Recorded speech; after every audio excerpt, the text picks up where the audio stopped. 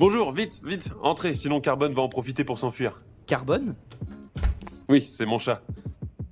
1 heure d'entretien plus tard, Frédéric réussit à mettre le journaliste à la porte. Celui-ci l'a assailli de questions avant de conclure que Frédéric, seul, sans réelle communauté et sans source de revenus probante, n'arriverait à rien à part faire faillite. À court d'arguments, Frédéric lui a répondu « Vous savez, mon nom, Mazzella, c'est d'origine italienne. Je vais manger des pâtes pendant 10 ans, mais je vais y arriver. » Je vous raconte aujourd'hui l'histoire de Frédéric Mazzella, le fondateur de Blablacar, la première licorne française. Dans le premier épisode, nous avons laissé ce dernier avec de gros problèmes de trésorerie.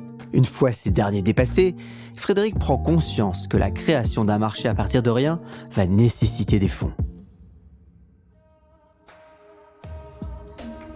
Bienvenue sur Il était une fois l'entrepreneur, le podcast où je vous raconte les histoires des entrepreneurs. Car oui, entreprendre est toute une histoire. Je m'appelle Laurent Brouin et ce podcast est produit par Inspire Média.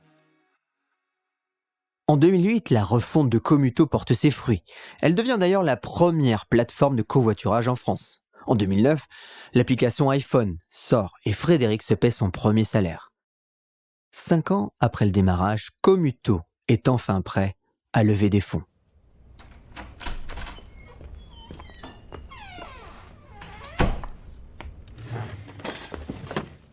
Je vous remercie de me recevoir, monsieur Chambordon. Bonjour, ravi de vous rencontrer. Comme votre temps est précieux et le mien aussi, je vous propose que l'on se donne 30 minutes pour évaluer si je souhaite ou non investir sur votre projet. Si la réponse est non, alors nous nous dirons simplement au revoir dans 30 minutes. Frédéric et Jean-David Chambon-Redon, alias JDC, le président du fonds Isaïe, restent 2 heures ensemble et terminent en se tutoyant. 2 heures pendant lesquelles JDC abreuve Frédéric de questions précises et techniques à la fois. En face, Frédéric répond du tac au tac, dévoilant son obsession pour l'optimisation, son aversion pour le gâchis et l'avenir radieux qu'il prévoit pour le covoiturage. Frédéric et Francis enchaînent alors avec un second ascenseur émotionnel. JDC leur donne rendez-vous chez Pierre Kosciusko-Morizet, le patron de PriceMinister et cofondateur d'Isaïe. Les 2 jeunes entrepreneurs doivent répondre à un feu roulant de questions techniques. Si JDC est convaincu par l'idée, il veut se convaincre qu'il a la bonne équipe en face de lui. Celle capable de répondre à des questions comme « Vous faites combien de GMV ? Quel est votre principal KPI ? Quels sont votre CAC et votre LTV aujourd'hui ?» Les 2 hommes s'en sortent haut la main. Isaïe accepte d'investir 1,25 million de dollars. Une fois cette épreuve passée, les levées de fonds vont s'enchaîner. 10 millions en 2011 avec Axel et 100 millions en 2014 avec Index Ventures. Une levée qui se fait sur un nouveau nom, car celui de covoiturage, trop générique, a fait son temps.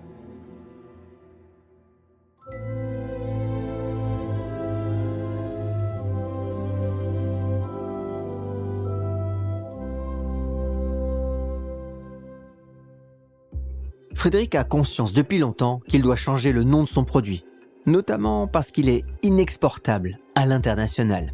Un soir, alors qu'il surfe sur son site, il tombe sur la fiche d'un membre appelé Blabla, sur laquelle figure la photo de sa voiture.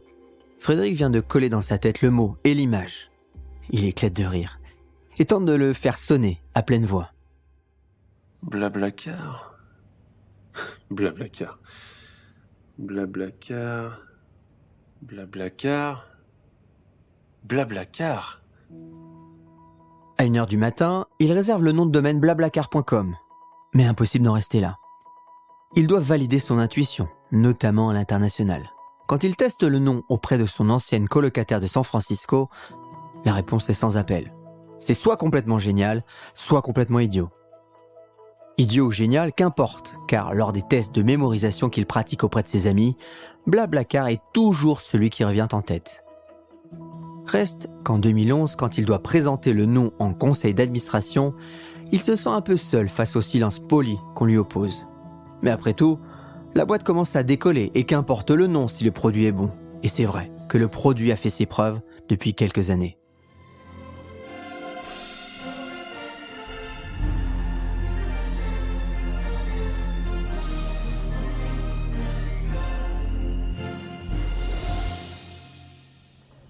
Mesdames, Messieurs, aujourd'hui, un arrêt de travail d'une partie du personnel de la SNCF perturbe la circulation des trains.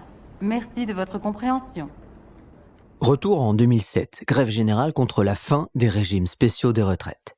Les trains sont à l'arrêt et une partie de la France aussi. Frédéric, lui, est tout excité par sa nouvelle innovation. Eh frangin, bravo. Même moi, je suis obligée de reconnaître qu'elle défonce cette appli. Alors, elle sort quand ? Merci de ton soutien, Lucie. Tu vois que parfois t'arrives à te fendre d'un compliment. Elle sort maintenant. Si c'est vrai, mais la presse ne va parler que de ça. On va voir ta tronche partout. Ça va être insupportable. La presse ? Non mais Fred, c'est pas vrai. Tu fais pas un communiqué de presse pour annoncer la sortie ? Frédéric va suivre les conseils avisés de sa sœur. Et là, c'est le bingo. La formation est reprise par l'AFP et Reuters. En cette période de grève, le covoiturage est vite perçu par les journalistes comme une solution d'avenir. Frédéric passe 2 semaines sur les plateaux télé et les radios à parler de son application et du covoiturage. Quelques années plus tard, en 2011, un reportage du Monde Magazine consacre même la vision de Frédéric. 8 pages sont dédiées au covoiturage et à sa société. Quelle émotion justement pour lui de retrouver, sous les mots des journalistes, l'expérience qu'il offre à ses utilisateurs chaque jour. Quel chemin parcouru depuis que certains de ses collègues le traitaient de beatnik. Blablacar est bien parti pour se faire un nom. Les années qui suivent, sans être de tout repos, affichent un développement insolent. En juin 2011, Commuto lance blablacar.com au Royaume-Uni. Juin 2012, les utilisateurs peuvent réserver et payer leur trajet en ligne. Et la même année, Commuto lance Blablacar en Italie, au Portugal, en Pologne, aux Pays-Bas, au Luxembourg et en Belgique. 2013, c'est au tour de l'Allemagne, puis la Russie et l'Ukraine en 2014. 2014, c'est aussi l'année où Blablacar compte 10 millions d'utilisateurs et lève 100 millions d'euros. 2018, Blablacar devient rentable. Et 2019, il rachète Wicar à la SNCF. Frédéric s'est toujours dit que s'il utilise lui-même son service, alors tout un chacun peut l'utiliser. Avec 100 millions d'utilisateurs dans le monde, on peut dire que son pari est réussi.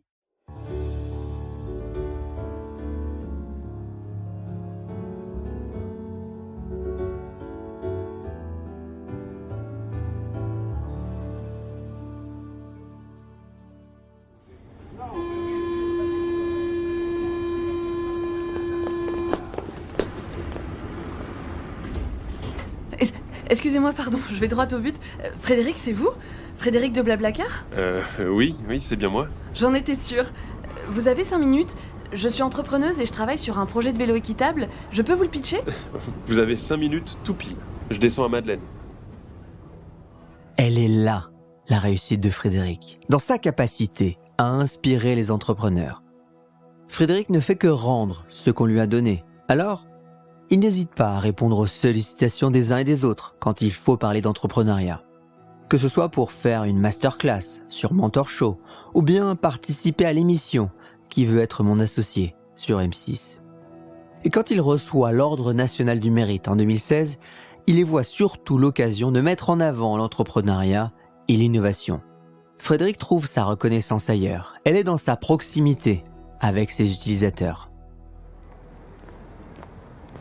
Fred ? Oui ? Salut, c'est moi, Jeannot78. Jeannot78... Mais si, tu sais, l'ambassadeur Blablacar. Ah, génial. Ça fait plaisir de te rencontrer. Ça fait tellement plaisir de te voir, Fred. Vraiment, Blablacar a changé ma vie. Grâce à toi, je vois 2 fois plus mes enfants, et tu sais que j'adore la montagne. Eh bien, grâce à Blablacar, j'y vais aussi souvent que je veux. Quand il quitte l'ambassadeur Blablacar, Frédéric se sent heureux. Le bonheur de celui qui a accompli quelque chose dans sa vie, quelque chose pour lui et pour les autres. Une entreprise qui les dépasse et les rassemble à la fois.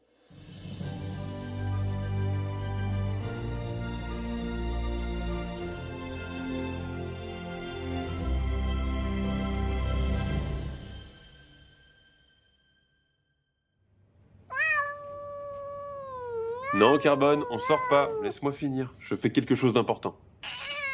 Mais non, je t'oublie pas, mon gros matou. Enfin, encore un peu de patience. Frédéric n'est pas si loin de la vérité quand il parle à son chat.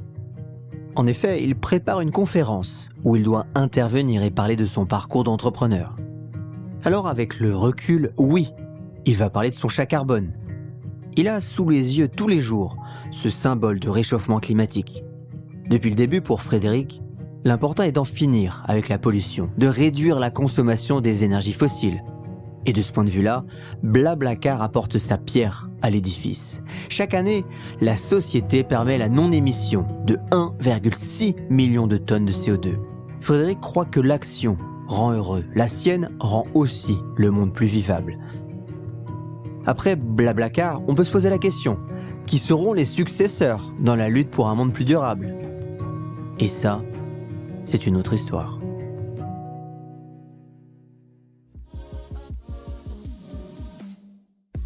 Merci.